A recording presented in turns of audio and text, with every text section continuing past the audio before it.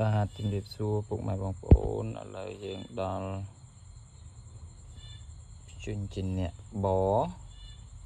ជាងបងប្អូនអាចឲ្យកូនរៀនទាញតាមខ្ញុំទាញរៀងត្រេតបន្តិចយើងគ្រប់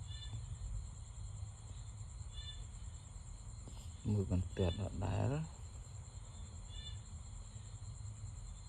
ជាងយើងទៅសេតម្រង់មូលជាងសបបងប្អូនអាចឲ្យកូនទាញតាមខ្ញុំបាន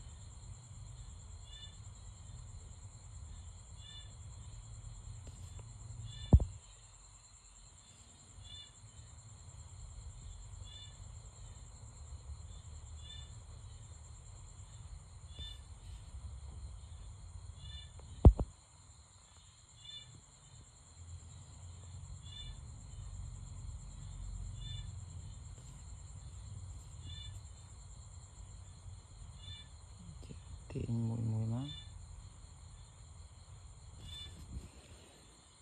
បាទស្បបត្រូវបានបញ្ចប់ហើយក៏សូមអរគុណសម្រាប់ការតាមដានវីដេអូ